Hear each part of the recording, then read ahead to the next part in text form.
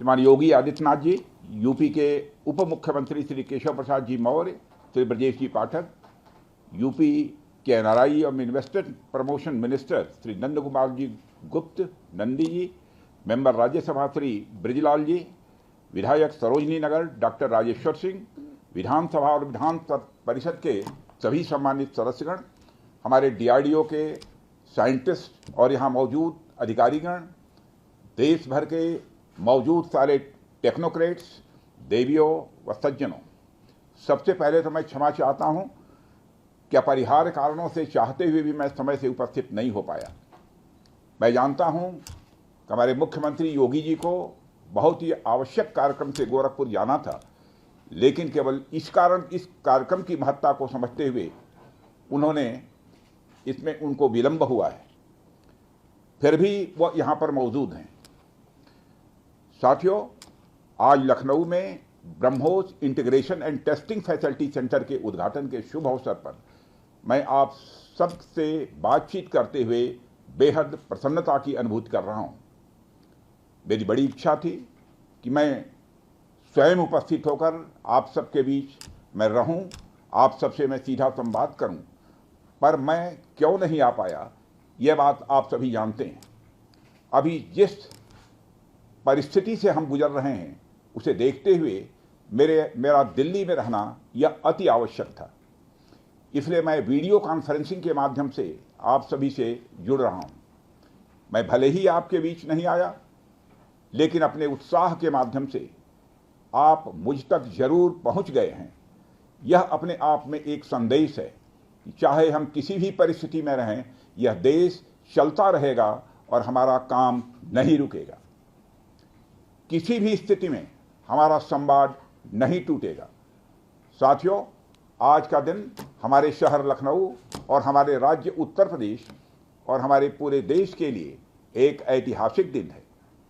आज का दिन मैं समझता हूं उस शक्ति की आराधना का दिन है जो हमारी सेनाओं को संबल प्रदान करती है, जो हमारी सेनाओं में निहित होकर दुश्मन पर कहर बरसाती है।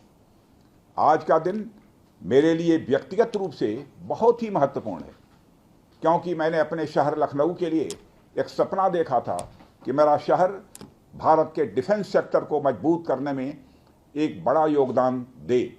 वह सपना अब पूरा हो रहा है। साथियों, BrahMos integration and testing facility का उद्घाटन इसलिए भी महत्व रखता है क्योंकि आज का दिन बहुत ही खास है। आप सब तो जानते ही हैं कि आज नेशनल टेक्नोलॉजी डे है।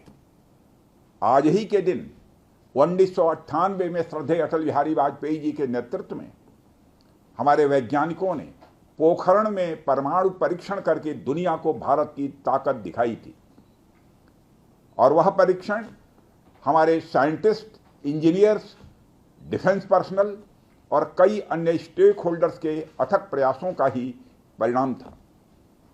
यह हमारे वैज्ञानिकों तथा इंजीनियर्स को मान्यता देने, उनको रिकॉग्नाइज करने और उनके कंट्रीब्यूशन को एक्नॉलेज करने का दिन है।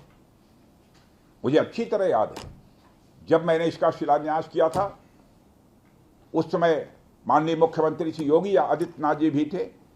उस दौरान मैंने यह इच्छा जाहिर की थी कि जितनी जल्दी हो सके इस प्रोजेक्ट को पूरा कर लिया जाए, और मुझे यह देखकर बेहद खुशी हुई कि आप लोगों ने मेरी भावनाओं का सम्मान रखा और महज 40 महीने में इस प्रोजेक्ट को पूरा करके दिखाया। आज हमारे आसपास जैसी परिस्थितियां हैं उसे देखते हुए ये बेहद जरूरी हो जाता है कि हम अपने लक्ष्यों को ऐसे ही समयबद्ध तरीके से पूरा करते रहें।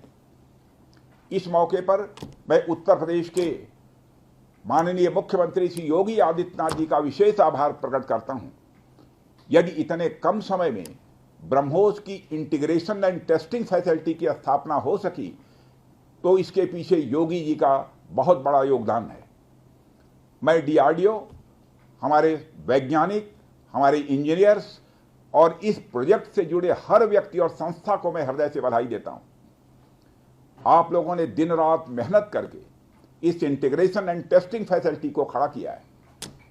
देश भर के वैज्ञानिक, इंजीनियर्स और युवाओं का योगदान हमें इस फैसिलिटी सेंटर में देखने को मिलेगा। मैं आपकी मेहनत और लगन को नमन करता हूं। साथियों, हमारी सरकार जब उत्तर प्रदेश में डिफेंस कॉरिडोर के विजन को लेकर आगे बढ़ी थी तो उस समय हमारे सामने अनेक बड़े लक्ष्य थे। उन तमाम लक्ष्यों में से हमारा एक उद्देश्य यह भी था कि हम उत्तर प्रदेश को एक बार फिर देश के प्रोडक्शन सेंटर के रूप में डेवलप करें। यूपी डिफेंस कॉरिडोर लखनऊ सहित कानपुर, झांसी, चित्रकूट, आगरा और अलीगढ़ से होकर गुजरता है और ये सभी नोड्स आने वाले समय में विकास के नए केंद्र बनकर उभरेंगे। साथियों, एक उदाहरण मैं आपके सामने रखूं तो आप में से बहुत लोगों को पता होगा कि एक समय कानपुर और आसपास का क्षेत्र प्रोडक्ट्स की मैन्युफैक्चरिंग के लिए जाना जाता था। आर्थिक रूप से यह क्षेत्र बहुत ही समृद्ध था। इसे मैनचेस्टर ऑफ द ईस्ट कहा जाता था। लेकिन आज़ादी के बाद अनेक कारणों से आर्थिक प्रगति की राह में यह क्षेत्र पिछड़ता गया और कहीं पीछे छूट गया। मैं उन कारणों में तो नहीं जाना चाहूँगा, पर कहना यह चाहता हूँ कि यूपी डिफेंस कॉरिडोर के निर्माण के बाद यह क्षेत्र फिर से एक बार अपने पुराने वैभव को प्राप्त करने की ओर आगे बढ़ चला है। मुझे इसमें कोई संदेह नहीं है कि कानपुर विकास की उन ऊंचाइयों को छुएगा जो दुनिया के विकसित क्षेत्रों के लिए अनुकरणीय होगा। कल को वेस्ट में कोई क्षेत्र जब बहुत अधिक प्रगति करेगा तो उसे कानपुर ऑफ द वेस्ट कहा जाएगा। इसी प्रकार डिफेंस इंडस्ट्रियल कॉरिडोर के सभी नोड्स को डेवलप करने के लिए हम पूरी तरह से कमिटेड हैं। मुझे यह भी बतलाया गया है कि अभी उत्तर प्रदेश डिफेंस कॉरिडोर में aircraft manufacturing, UAV, drones, ammunitions, composite and critical materials, small arms, textile तथा पैरासूट आदि में मेजर इन्वेस्टमेंट किए गए हैं। एक अच्छी बात यह है कि इस डिफेंस कॉरिडोर में हमें पब्लिक सेक्टर और प्राइवेट सेक्टर दोनों की ही बड़ी अहम भागीदारी दिखाई दे रही है। साथियों, जब मैं प्राइवेट सेक्टर की भागीदारी की बात कर रहा हूं तो मुझे यह बताते हुए बड़ी खुशी हो रही है कि लखनऊ में ही पीटीसी इंडस्ट्रीज लिमिटेड द्वारा titanium and super alloy material plants की शुरुआत की जा रही है। इसके अलावा 7 एडिशनल क्रिटिकल प्रोजेक्ट्स की भी नींव इस समय रखी जा रही है। यह निश्चित रूप से रक्षा क्षेत्र में भारत की आत्मनिर्भरता की गति को और तेज करेगा। मैं इसके लिए श्री सचिन अग्रवाल को भी बधाई देना चाहता हूं। हमारा सपना है कि उत्तर प्रदेश दुनिया के टॉप डिफेंस प्रोडक्शन और एक्सपोर्ट डेस्टिनेशन के रूप में जाना जाए।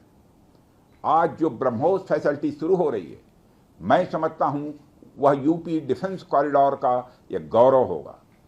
यह सिर्फ उत्तर प्रदेश का ही नहीं बल्कि देश का सबसे बड़ा BrahMos integration and testing facility centre है। यह रक्षा क्षेत्र में भारत की आत्मनिर्भरता के प्रयास को भी मजबूती प्रदान करेगा। साथियों, जहां तक ब्रह्मोस का प्रश्न है तो आप सभी यह जानते हैं कि ब्रह्मोस दुनिया के सबसे तेज सुपरसोनिक क्रूज मिसाइल्स में से एक है। ब्रह्मोस सिर्फ एक हथियार नहीं है बल्कि यह अपने आप में एक मैसेज है। मैसेज हमारी आर्म्ड फोर्सेस के स्ट्रेंथ का है। मैसेज दुश्मन के प्रति हमारी डेटरेंस का है, प्रतिरोधक क्षमता का है। मैसेज हमारी बॉर्डर्स की सेफ गार्डिंग के हमारी प्रतिबद्धता का है। साथियों, पोखरण परमाणु परीक्षण में महत्वपूर्ण योगदान देने वाले मिसाइल मैन और हमारे पूर्व राष्ट्रपति डॉक्टर APJ अब्दुल कलाम ने यह कहा भी था कि unless India stands up to the world, no one will respect us in this world. Fear has no place, only strength respects strength. अर्थात दुनिया कमजोरों का नहीं बल्कि शक्तिशाली का सम्मान करती है। उनका विजन था कि हमें अपनी ताकत को और मजबूत करना होगा। जब तक कोई देश ताकतवर नहीं होगा, दुनिया उसका सम्मान नहीं करेगी। आज भारत दुनिया के सबसे शक्तिशाली राष्ट्रों में से एक है। हम लगातार अपनी ताकत और बढ़ा रहे हैं और मैं समझता हूं कि आज जो फैसिलिटी सेंटर शुरू हो रहा है यह भारत की शक्ति को और मजबूत करने में सहायक होगी। साथियों, यह केवल एक फैक्ट्री का उद्घाटन भर नहीं है, बल्कि मैं समझता हूं कि यह रक्षा क्षेत्र में भारत की आत्मनिर्भरता की दिशा में एक बहुत बड़ा कदम है। उत्तर प्रदेश डिफेंस इंडस्ट्रियल कॉरिडोर बनने के पश्चात उत्तर प्रदेश के इंडस्ट्रियल डेवलपमेंट का एक नए सिरे से श्री गणेश हो चुका है। इस डिफेंस कॉरिडोर में अब तक कुल 180 के लगभग एमओयूज साइन किए जा चुके हैं, जिसमें 34,000 करोड़ रुपए का इन्वेस्टमेंट प्रपोज्ड है।